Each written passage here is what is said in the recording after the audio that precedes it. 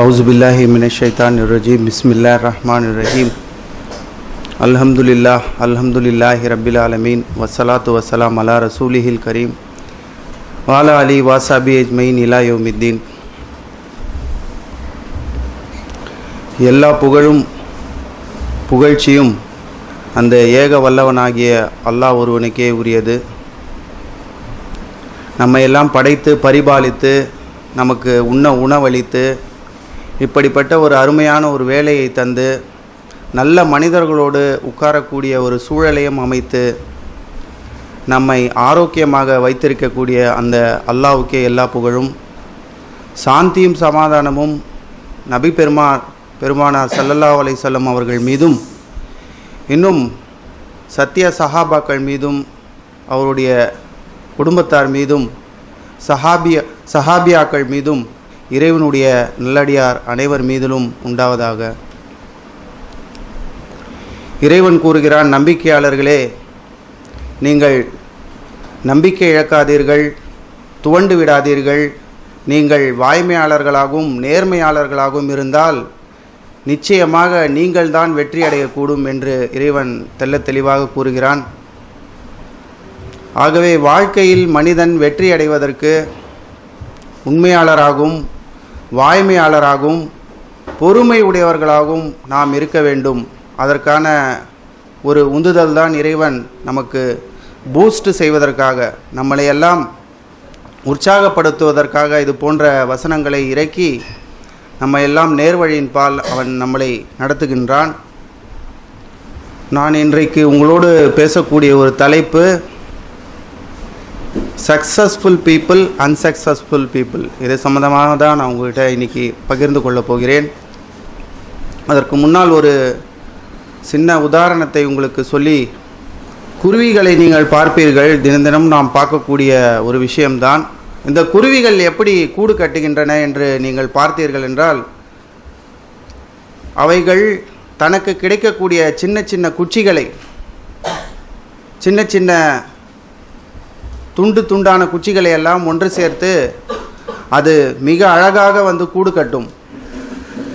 அப்படி அது கூடு கட்டி முடிக்கின்ற சமயத்தில் மழையில் அந்த கூடு கீழே விழுந்து விட்டால் அந்த குருவி மீண்டும் அந்த கூட்டை எடுத்து வந்து கட்டாது, புதிதாக தான் கூடை கட்டும். இயற்கை சீற்றத்தினாலோ மழையினாலோ அந்த குருவிகளுக்கு அந்த கூடு கட்டும்போது பிரச்சனை வந்துவிட்டால் அது என்ன செய்யும்? மீண்டும் அந்த பழைய கூட்டை கொண்டு வந்து தொடராது, புது கூட்டை தான் அது கட்டும். புதிதாக கூடு கட்டி அது முடிக்கின்ற வேளையில், மீண்டும் அது புதிதாக கூடு கட்டி முடிக்கின்ற வேளையில் காற்றினாலோ அல்லது இயற்கை சீற்றங்களினாலோ அது கூடு கட்டும்போது மீண்டும் அது விழுந்து விட்டால் மீண்டும் அது புதிய கூட்டை தான் கட்டும், பழைய கூட்டை கொண்டு வந்து தொடராது. எதுவரை கட்டும் என்றால், முட்டையிட்டு அடை காத்து தன் இனத்தை காக்கின்ற வரைக்கும் இதனை தொடர்ந்து செய்யும். ஏனென்றால் அந்த குருவிக்கு தெரிந்தது இரண்டு விஷயம்தான். ஒன்று விடாமுயற்சி, இன்னொன்று வாய்ப்புகள் இன்னும் இந்த உலகத்தில் உள்ளன என்று அது நம்புகிறது. வாய்ப்புகள் இன்னும் இந்த உலகத்தில் உள்ளன என்று அது நம்புகிறது. எத்தனை தடவை கீழே விழுந்தாலும் ஏன் அது மீண்டும் பறந்து போகிறது என்றால், இதே மாதிரியான 1000 கூடுகளை கட்டக்கூடிய வாய்ப்பு இருக்கு என்று அது உறுதியாக நம்புகிறது.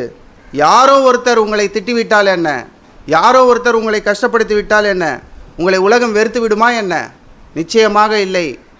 ஏதோ ஒன்றில் நீங்கள் தோல்வி அடைந்து விட்டால் என்ன, இனிமேல் எல்லாமே கெட்டு போய் விடுமா என்ன? இல்லை. எல்லோருமே நம்மளை கைவிட்டு விடுவார்களா என்ன? இந்த உலகமே கைவிட்டு விடுமா என்ன? இல்லை, நிச்சயமாக இல்லை. ஆகவே உங்களுடைய எண்ணங்களை நீங்கள் தூய்மையாக வைத்து கொள்ளுங்கள். புகாரியுடைய முதல் ஹதீஸே உங்களுடைய எண்ணங்களை கொண்டே எல்லா அமல்களும், உங்களுடைய வாழ்க்கையும் அப்படித்தான் அமையும் என்று புகாரி இமாம் அழகாக அந்த முதல் ஹதீஸே அதுதான் ஸ்டார்ட் ஆகும். உங்களுடைய எண்ணத்தின் அடிப்படையில் தான் உங்களுடைய வாழ்க்கை. ஆகவே நீங்கள் எண்ணங்களை தூய்மையாக வைத்து கொள்ளுங்கள். எண்ணங்களை நீங்கள் தூய்மையாக வைத்து கொண்டால் உங்களுடைய வாழ்நாள் உயரும், உங்களுடைய வாழ்நாள் உறுதியாகும், உங்களுடைய வாழ்நாள் நீடிக்கும். உங்களுடைய எண்ணங்கள் கெட்டுப்போனால் நீங்கள் நோய்வாய்ப்படுவீர்கள், நீங்கள் உருக்குலைந்து விடுவீர்கள், உங்களுக்கு மரணம் சீக்கிரம் வந்துவிடும். ஆகவே எண்ணங்களை நீங்கள் தூய்மையாக வைத்து கொள்ளாவிட்டால் அந்த எண்ணங்களே ஒரு நாள் உங்களை கொன்றுவிடும். அந்த எண்ணங்களே ஒரு நாள் உங்களை கொன்றுவிடும். ஆகவே குருவிக்கு திறந்தது இரண்டு சட்டங்கள் தான். ஒன்று விடாமுயற்சி, இன்னொன்று ஆப்பர்ச்சுனிட்டி, வாய்ப்புகள் உண்டு என்று அது நம்புகிறது. எந்த குருவியாவது 5 தடவையோ அல்லது 10 தடவையோ கூடு கட்டி அது விழுந்து பல தடவை அது விழுந்து இனிமேட்டு வாழ்க்கையில் கூடே கட்டக்கூடாது என்று நினைத்து ஏதோ ஒரு மலையின் உச்சியின் மேல் போய் சென்று பொத்தென்று விழுந்து தற்கொலை பண்ணி கொண்டதை நீங்கள் பார்த்திருக்கிறீர்களா? கண்டிப்பாக இருக்காது. ஆகவே அந்த சின்ன குருவிக்கு உள்ள அந்த மனோதிடம், அந்த மனோதைரியம் நமக்கு இல்லாமல் போகிறது. ஆகவே யாரோ உங்களை திட்டுவிட்டால் என்ன, ஆகவே யாரோ உங்களை கேவலப்படுத்தி விட்டால் என்ன, நீங்கள் அதற்காக கவலைப்பட வேண்டாம். நீங்கள் கெட்டவராக இருந்தாலும் உங்களை திட்டுவார்கள். அதே நேரத்தில் நீங்கள் அவர்களை விட சிறப்பாக வாழ்ந்தாலும் உங்களை திட்டுவார்கள். இதுதான் ஹியூமன் நேச்சர். இதை நீங்கள் மனதில் பதிய கொள்ள வேண்டும். ஆகவே நான் இன்றைக்கு உங்களோடு பகிர்ந்து கொள்ளக்கூடிய ஒரு டாபிக் என்னவென்று பார்த்தால், சக்ஸஸ்ஃபுல் பீப்புள், அன்சக்ஸஸ்ஃபுல் பீப்புள் என்று சொல்வார்கள். ஆகவே பார்த்தீங்கன்னா சக்ஸஸ்ஃபுல் பீப்புள் எப்படி இருப்பாங்க அப்படின்னு சொல்லி பார்த்தீங்கன்னா, ரீட் எவ்ரிடே என்று சொல்வார்கள். அவர்கள் நல்ல விஷயங்களை நோக்கி தினமும் நல்ல விஷயங்களை படிப்பார்கள். ஆகவே தான் பார்த்தீங்கன்னா நம்முடைய இஸ்லாத்தில் காலையில் எழுந்தவுடன் ஏன் குர்ஆனை படிக்க சொல்கிறோம்? நல்ல எண்ணங்களை உங்கள் மனதில் பதிய வைப்பதற்காக. காலையில் எழுந்தவுடன் அந்த குர்ஆனுடைய வசனங்களை ஏன் கேட்க சொல்கிறோம்? நீங்கள் சக்தி பெறுவீர்கள் அதற்காக. காலையில் எழுந்தவுடன் உங்களுக்கு இறைவனை துதி செய்யுங்கள் என்று ஏன் சொல்கிறோம்? காலையில் எழுந்தவுடன் உங்களுடைய மூளை மிகவும் புதிதாக இருக்கும். அந்த சமயத்தில் இறைவனை தியானம் செய்யும்போது நீங்கள் பல அற்புதமான சக்திகளை பெறுவீர்கள். ஆகவே தான் இறைவன் சொல்கிறான், ரீட் எவ்ரிடே. ஒன்றும் இல்லை, ரொம்ப இல்லை, நம்ம சொல்ல தினமும் ஒரு 5 நிமிடமோ 10 நிமிடமோ குர்ஆனை வாசிப்பது, ஹதீதுகளை படிப்பது, நபிகளாருடைய வரலாற்றை படிப்பது, 5 நிமிடமோ 10 நிமிடமோ நீங்கள் இதை செய்தால் உங்களுடைய வாழ்க்கையில் மிகப்பெரிய மாறுதல்களை நீங்கள் காண்பீர்கள். இது யார் செய்கிறது? சக்ஸஸ்ஃபுல் பீப்புள் செய்கிறது. அன்சக்ஸஸ்ஃபுல் பீப்புள் என்ன செய்வாங்க? Watch TV everyday. அவர்கள் தொலைக்காட்சியிலோ அல்லது ஊடகங்களிலோ அல்லது மற்ற விஷயங்களிலோ, இன்டர்நெட்டிலோ, வாட்ஸ்அப்பிலோ, வேறு என்னென்ன இருக்கோ அதில் தங்களுடைய கவனத்தை அவர்கள் செலுத்துவார்கள். ஆகவே அன்சக்ஸஸ்ஃபுல் பீப்புள் என்ன பண்ணுவாங்க? Watch daily TV. இன்றைக்கி இல்லைன்னா இன்றைக்கி சோஷியல் மீடியாவில் என்ன இருக்கோ அதை நீங்கள் எடுத்துக்கலாம். சக்ஸஸ்ஃபுல் பீப்புள் அடுத்தது என்ன பண்ணுவாங்க? 2வது பாயிண்ட் அப்படின்னு சொல்லி பார்த்தீங்கன்னா, காம்ப்ளிமெண்ட். அவர்கள் வாழ்த்துவார்கள், யாரையுமே வாழ்த்துவார்கள். இறைவனை காலையில் எழுந்தவுடன் இறைவனுக்கு நன்றி உடையவர்களாக இருப்பார்கள், நன்றி சொல்வார்கள். மக்கள் அவர்களுக்கு ஏதாவது ஒரு வகையில் நன்மை செய்தால் அந்த நன்மையை ஏற்றுக்கொண்டு அதற்காக இறைவனிடத்திலே அவர்களுக்காக பிரார்த்தனை செய்வார்கள். இன்னும் அவர்கள் அந்த நன்றி உணர்வோடு அவர்களுக்கு வாழ்த்தும் சொல்வார்கள். இதுவே அன்சக்ஸஸ்ஃபுல் பீப்புள் என்ன சொல்லுவாங்க? எல்லாத்துக்குமே கிரிட்டிசைஸ். இறைவன் இன்றைக்கி பார்த்தீங்கன்னா நமக்கு பல ஆற்றல்களை கொடுத்துருக்கான். சென்ற வாரம் பார்த்தோம், ஒரு பெண்மணி, காது கேட்க தெரியாத, வாய் பேச முடியாத ஒரு பெண்மணி இஸ்லாத்திற்கு 9 பேரை கொண்டு வந்திருக்கிறார். ஆனால் நமக்கு எல்லாம் இருக்கிறது, நன்றாக பார்க்கிறோம், நன்றாக கேட்கிறோம், ஆரோக்கியமான உடல் உள்ளது. இருந்தும் நாம் என்ன பண்ணுறோம்? டெய்லி கிரிட்டிசைஸ் பண்ணுறோம். சாப்பிட்ற சாப்பாடை கூட கிரிட்டிசைஸ் பண்ணுறாங்க. சாப்பிட்ற சாப்பாடை கூட நபிகள் நாயகமுடைய வாழ்க்கையிலே பார்க்கிறோம். தனக்கு சாப்பாடு பிடித்தால் சாப்பிடுவார்கள், ஆனால் அதை ஒரு நாளும் அவர்கள் குறை கூறியதில்லை. ஆகவே நபிகள் நாயகம் பார்த்திங்கன்னா தெருவுக்கு போகும்போது கூட பார்த்திங்கன்னா அவருடைய எதிரிகள் கூட அவரிடத்திலே அவருடைய அமானித பொருட்களை அவர்களிடம் கொடுப்பார்கள். அந்த அளவுக்கு பார்த்திங்கன்னா அவர் கண்ணியமாக நடந்து கொண்டார். தெருவிலே நடக்கும்போது அதிகமான சத்தமோ கூச்சலோ அவர் எழுப்ப மாட்டார் என்று சொல்வார்கள். ஆகவே பார்த்திங்கன்னா மக்களை வாழ்த்துவது, இறைவன் நமக்கு அளித்த அந்த வாழ்க்கையை நினைத்து தினம் இறைவனிடம் அருமையான இந்த வாழ்க்கையை எனக்கு கொடுத்தாயே என்று நன்றி கூறுவது, இது மக்கள் சக்ஸஸ்ஃபுல் பீப்புள் செய்யக்கூடியது. கிரிட்டிசைஸ் பண்ணுறது யார்? Unsuccessful people. எல்லாத்துக்குமே கிரிட்டிசைஸ் பண்ணுவாங்க. Embrace to change. Successful people செய்கிற அடுத்த ஒரு விஷயம் என்னன்னு பார்த்தீங்கன்னா, எம்ப்ரேஸ் டு சேஞ்ச். அவர்கள் நல்ல மாற்றங்களை அவர்கள் ஏற்றுக்கொள்வார்கள். வாழ்க்கையிலே ஏற்படக்கூடிய நல்ல மாற்றங்களுக்கு அவர்கள் என்றைக்குமே தயாராக இருப்பார்கள். ஆனால் சக்ஸஸ்ஃபுல் பீப்புள் பார்த்திங்கன்னா அவர்கள் மாற்றங்களை ஏற்றுக்கொள்ளாதவர்களாக இருப்பார்கள். மாற்றங்களை பார்த்து நடுங்குவார்கள், மாற்றங்கள் வேண்டாம் என்று நினைப்பார்கள். ஆகவே எம்ப்ரேஸ் டு சேஞ்ச் என்று சொல்வார்கள். அடுத்ததாக சக்ஸஸ்ஃபுல் பீப்புள் என்றால் வெற்றியாளர்கள் யார் என்றால் அவர்கள் மன்னிக்கக்கூடியவர்கள், அடுத்தவர்களை மன்னிக்கக்கூடியவர்கள். நாம் பார்க்குறோமா இல்லையா? இறைவன் நமக்கு அருளிய பல அருட்கொடைகளை நாம் நிராகரித்து அவனுக்கு நன்றி கொண்டவர்களாக தான் வாழ்கிறோம். இருப்பினும் இறைவன் நம்மளை மன்னிக்கக்கூடியவனாக இருக்கிறான். நமக்கு இன்னும் அருள் அவன் பொழிந்து கொண்டு தான் இருக்கிறான். இறைவனை தவிர்த்து நாம் மற்ற தெய்வங்களை எல்லாம் கூப்பிட்டாலும் இறைவன் அவர்களுக்கு சரியான அளவில் உணவை தருகிறான், அவர்களுக்கு வாழ்வாதாரத்தை தருகிறான், அவர்களுக்கு தேவையான கண்ணியத்தை கொடுக்கிறான். இருந்தும் நாம் என்ன செய்கிறோம்? இறைவனை நிராகரித்து வாழ்கிறோம். அதை தான் பார்த்தீங்கன்னா ஃபர்கிவ்னஸ் என்று சொல்வார்கள். அவர்கள் வெற்றியாளர் யார்? உண்மையான வெற்றியாளர் யார்?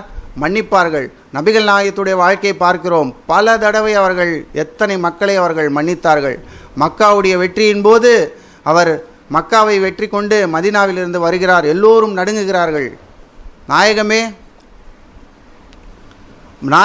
நபிகள் நாயகம் என்ன செய்து விடுவார் என்று பயந்து கொண்டிருக்கின்ற அந்த வேளையில் நபிகள் நாயகம் மக்களை பார்த்து கேட்கிறார்கள், நீங்கள் என்னிடத்தில் என்ன எதிர்பார்க்கிறீர்கள் சொல்லுங்கள் அப்படி என்று சொல்லும்போது, நாங்கள் உங்களிடத்திலே, நீங்கள் நபிகள் நாயகமே நீங்கள் கண்ணியமானவர், நாம் உங்களிடத்திலே கண்ணியத்தை தான் எதிர்பார்க்கிறோம் என்று சொல்லும்போது நபிகள் நாயகம் சொன்னார்கள், என்னை குறித்து நீங்கள் கவலைப்பட வேண்டாம், இன்று முதல் நான் உங்கள் எல்லோரையும் நான் மன்னித்து விட்டேன் என்று சொல்லக்கூடிய. ஆகவே தனக்கு ஒரு தீங்கு ஏற்பட்டாலும் கூட அதை மன்னிக்கின்ற தன்மை மனிதர்களுக்கு வர வேண்டும்.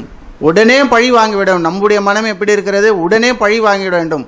அடுத்த நிமிஷமே அவனுக்கு சாபம் விட்டுடணும், அவன் கெட்டு போயிடணும், இப்படி தான் நினைக்கிறோம். ஆனால் இறைவன் சொல்லிக் கொடுக்குற விஷயம் பாருங்கள், அடுத்தவர்களை நீங்கள் மன்னிக்கும் போது நீங்கள் வெற்றியாளர்களாக வருவீர்கள். ஆகவே அடுத்தவர்களை நீங்கள் மன்னிங்கள்.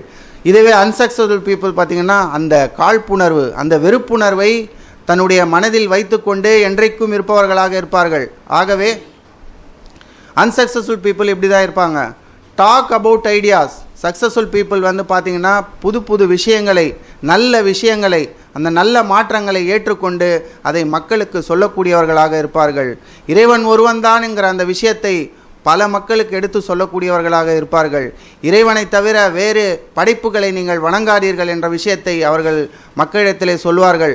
அதற்கான புது யுக்திகளை அவர்கள் கண்டுபிடிப்பார்கள், அதற்காக உழைப்பார்கள், அதற்காக நேரத்தை கொடுப்பார்கள், அதற்காக தன்னுடைய அறிவையும் தன்னுடைய ஆற்றலையும் அதற்காக தியாகம் செய்வார்கள். ஆனால் அன்சக்ஸஸ்ஃபுல் பீப்புள் என்ன செய்வாங்க? குறை கூறிக்கொண்டு மக்களிடத்திலே நீங்கள் எதுக்கு இதெல்லாம் செஞ்சிட்டு இருக்கீங்க அப்படின்னு சொல்லக்கூடிய மக்களாகத்தான் இருப்பார்கள். ஆகவே அவர்கள் புது விஷயங்களையோ புது யுத்திகளையோ புது ஐடியாக்களையோ அவர்கள் ஒருபோதும் அவர்கள் சொல்ல மாட்டார்கள். கண்டினியூஸ் டு லேர்ன் அப்படின்னு சொல்வார்கள். சக்ஸஸ்ஃபுல் பீப்புள் அவர்கள் என்றைக்குமே ஒரு விஷயத்தை கற்றுக்கொண்டே இருப்பார்கள். நீங்கள் தினம் குரான் படிக்கும்போது புது விஷயங்கள் உங்களுடைய எண்ணங்களில் சிந்தனைகளில் வந்து கொண்டே இருக்கும். உங்களுடைய எண்ணங்களில் நபிகளாருடைய வாழ்க்கை, சஹாபாக்களுடைய வாழ்க்கை நீங்கள் படிக்கும்போது தினம் நீங்கள் படிக்கும்போது உங்களுக்கு அதிலே புது விஷயங்கள், புது யுக்திகள், புது அறிவுகள் உங்களுக்கு வந்து கொண்டே இருக்கும். ஆனால் அன்சக்ஸஸ்ஃபுல் பீப்புள் என்ன நினைப்பார்கள்? தனக்கு எல்லாம் தெரியும் என்ற அந்த கர்வம், அந்த பெருமை அவர்களிடத்தே இருந்து கொண்டே இருக்கும். ஆகவே சக்ஸஸ்ஃபுல் பீப்புளுக்கும் அன்சக்ஸஸ்ஃபுல் பீப்புளுக்கும் உள்ள டிஃப்ரெண்ட். அடுத்தது responsibility, accept responsibility for their failures என்று சொல்வார்கள். தன்னுடைய தோல்விக்கு தாம் தான் முதல் காரணம் என்ற அந்த எண்ணத்தை சக்ஸஸ்ஃபுல் பீப்புள் வைப்பார்கள். அடுத்தவர்கள் மீது எடுத்து பழி போடுவதை அவர்கள் நிறுத்தி கொள்வார்கள். இன்றைக்கு நம்முடைய சமுதாயம் இத்தனை ஆண்டுகள் கல்வியிலும் வேலை வாய்ப்பிலும் பின்தங்கி இருப்பதற்கு முதற் காரணம் யார்? நம்முடைய சமுதாயம்தான். நாம் அடுத்தவர்களை குறை சொல்லி ஒன்றும் பிரயோஜனம் இல்லை. எந்த ஆர்எஸ்எஸ்காரன் சொன்னால் அவங்களை ஐஏஎஸ் ஐபிஎஸ் படிக்கக்கூடாதுன்னு சொல்லிட்டு, ஜேர்னலிசம் கோர்ஸ் பண்ணக்கூடாதுன்னு எந்த ஆர்எஸ்எஸ்காரன் சொன்னால் யாரும் சொல்லியே. இந்த தோல்விகளுக்கு யார் காரணம்? ஆகவே சக்ஸஸ்ஃபுல் பீப்புள் தன்னுடைய தோல்விகளுக்கு தன்னை தான் முன்னிறுத்துவார்கள். அதுக்கப்புறம் தான் அடுத்தவர்களை அவர்கள் சொல்வார்கள். ஆனால் பிளேம் டு அதர்ஸ், அவங்களுடைய தோல்விகளுக்கு காரணம் இவர்கள் என்ன செய்வார்கள்? அன்சக்ஸஸ்ஃபுல் பீப்புள் அடுத்தவர்கள் மீது அந்த பழியை போடுவார்கள். ஆகவே இதை நம்ம வாழ்க்கையிலையும் கூட நம்ம பார்க்கலாம்.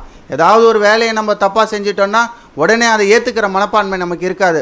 உடனே அடுத்தவர்கள் மீது பழி போடுவது, இதனால்தான் இப்படி ஆயிற்று, அதனால்தான் இப்படி ஆயிற்று.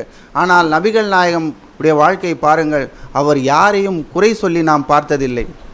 அவருடைய வேலையால் அவர் சொல்கிறார், நபிகள் நாயகம் பல தடவை எனக்கு வேலை இட்டிருக்கிறார்கள், சில தடவை நான் மறந்து விடுவேன், அதற்காக அவர் ஒரு நாளும் என்னை கோபித்தது கிடையாது.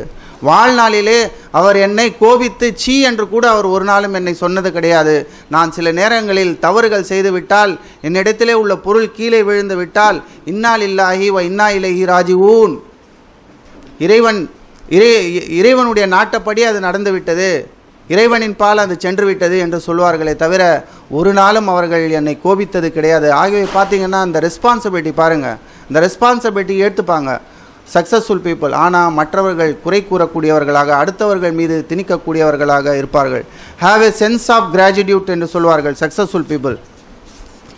ஆகவே பார்த்தீங்கன்னா நன்றி உணர்வு, மக்களுக்கு நன்றி உணர்வாக, இறைவனுக்கு நன்றி உணர்வாக, இந்த ஆற்றலை எல்லாம் கொடுத்த, இந்த எல்லா வகையான ஆற்றல்களையும் சக்திகளையும் கொடுத்த அன்ற இறைவனுக்கு நன்றி உடையவர்களாக இருப்பார்கள்.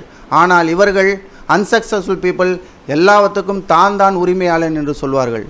எல்லா சக்ஸஸ்க்கும் நான் தான், இறைவன் என்றெல்லாம் ஒன்றும் இல்லை, நான் முயற்சி பண்ணேன், நான் கஷ்டப்பட்டேன், எனக்கு எல்லாம் கிடைச்சது, இதில் இறைவனுக்கு என்ன பங்கு இருக்குது என்று அந்த காழ்ப்புணர்ச்சி, அந்த உரிமையை கொண்டாடுபவர்களாக இருப்பார்கள். அடுத்தது பார்த்தீங்கன்னா வாழ்க்கையிலே set goals and develop the life plans. ஒரு பிளான் வச்சுருப்பாங்க எல்லாத்துக்குமே, இந்த அடுத்த கட்டம் எப்படி செல்வது, வாழ்க்கையில் எப்படி செல்வது, இந்த தீனை எப்படி அடுத்த கட்டத்துக்கு எடுத்து செல்வது, இந்த மக்களிடத்தில் இந்த தீனை எப்படி கொண்டு செல்வது என்ற ஒரு தெளிவான ஒரு பிளான் இவர்கள் வைத்து கொண்டிருப்பார்கள். ஆனால் அன்சக்ஸஸ்ஃபுல் பீப்புள் பார்த்திங்கன்னா அவர்களுக்கு எந்த ஒரு கோலும் இருக்காது, எந்த ஒரு நோக்கமும் இருக்காது. இறைவன் தன்னை எதற்காக படைத்தான், நான் இங்கே எதற்காக வந்தேன், எங்கே செல்லப் போகிறேன், வாழ்க்கையுடைய நோக்கம் என்ன, நான் இந்த உலகத்திற்கு ஆற்ற வேண்டிய பணி என்ன, இதை பற்றியெல்லாம் அவர்கள் கவலைப்பட மாட்டார்கள். ஆகவே அவர்களுக்கு எந்த ஒரு நோக்கமும் இருக்காது. நோக்கம் இருந்தால்தானே அடுத்த கட்டத்தை பற்றி யோசிப்பாங்க. நோக்கமே இல்லாத ஒரு மனிதன் இந்த வாழ்க்கையிலே வாழ்ந்து என்ன பயன்? ஆகவே அவர்கள் விலங்குகளைப் போலவும் பிறப்பது, பிள்ளைகளை பெறுவது, வாழ்க்கை முடித்து கொள்வது, சாப்பிடுவது, மரணத்தை விடுவது, இதை தவிர அவர்களுடைய வாழ்க்கையில் ஒரு லட்சியமோ, ஒரு தூய்மையான லட்சியமோ, ஒரு கோலோ இருக்காது. நபிகள் நாயகத்துடைய லட்சியம் என்ன இருந்தது நீங்கள் பார்க்கலாம். அவருடைய வாழ்க்கை இந்த தீனை இந்த மக்களுக்கு கொண்டு சேர்க்க வேண்டும் என்ற அவர் பட்ட கஷ்டங்கள் என்ன, அவர் செட் பண்ண கோல் என்ன. 23 ஆண்டுகளிலே பல கிரிட்டிக்ஸ் அவரை பற்றி சொல்கிறாங்க. கடைசி அந்த 10 வருடம் அவர் செய்த அந்த உலகத்துள்ள பல பகுதிகளில் இஸ்லாம் பரவியதற்கு இது எப்படி ஒரு எழுத படிக்க தெரியாத ஒரு மனிதரால் இவ்வாறு செய்ய முடிந்தது என்று ஆச்சரியப்படுகிறார்கள். அதற்கு அவருடைய விடாமுயற்சி, அவர் செட் பண்ண கோல், இதெல்லாம் தான் காரணம். அதனால தான் இவ்வளோ சீக்கிரமாக மிக வேகமாக இஸ்லாம் பரவியது. ஆகவே நீங்கள் வாழ்க்கையில் வெற்றி பெற்ற மனிதர்களையும் வெற்றி பெறாத மனிதர்களையும் நீங்கள் பிரித்து பார்க்கும்போது தான் உங்களுக்கு அங்கே ஒரு தெளிவு பிறக்கும். இதற்காக இஸ்லாமிய வரலாறுகளில் பல விஷயங்கள் உதாரணமாக உள்ளன. அதையெல்லாம் நீங்கள் தொடர்ந்து படிக்க வேண்டும். நேரமின்மை காரணமாக நான் தொடர்ந்து உங்களை இந்த சாப்டரை பேச முடியல. நேரம் சிறிதாக கொடுக்கப்பட்டதனால் நான் குறைவாக உங்களிடத்திலே நான் இதை பற்றி பேசுகிறேன்.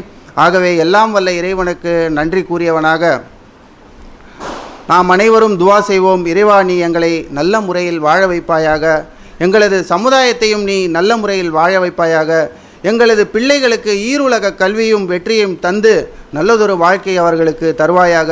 இறைவா, கடைசி வரை இந்த மண்ணில் நல்ல மனிதர்களாக எங்களை வாழ வைப்பாயாக. இறைவா, உனக்கு நன்றி, உன்னுடைய எல்லா சக்திகளுக்கும் நன்றி, நீ தந்த இந்த நல்லதோர் வாழ்க்கைக்கு நன்றி. இனிமேல் தரப்போகின்ற அற்புதமான நிறைவான உன் அருள் பெற்ற பூர்ணமான வாழ்க்கைக்கு நான் முன்கூட்டியே நன்றி செலுத்துகிறேன்.